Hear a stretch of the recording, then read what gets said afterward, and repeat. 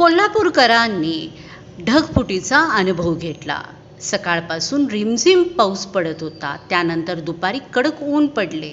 मात्र सायंकाळी 4च्या सुमारास अचानक ढग दाटून आले आणि 4:45च्या सुमारास एखाद्या बॉम्बस्फोटाप्रमाणे प्रचंड आवाज झाला आणि शाहूपुरीतील घोरपडे गल्लीच्या शेजारी रिकाम्या जागेत आणि जिल्हा परिषद परिसरातील मोकळ्या जागेत वीज पडल्याचे सर्वांच्या निदर्शनास आले। त्यानंतरही धडकी भरवणारा विजांचा कडकडाट आणि ढगांचा गडगडाट सुरूच होता।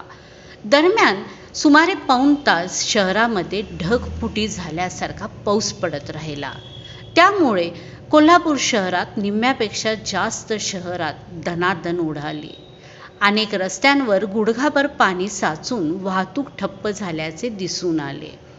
यामुळे अनेक ठिकाणी घरात, दुकानात, बेसमेंटमध्ये साधारण 4 ते 5 फूट पाणी साचून राहिलेले होते।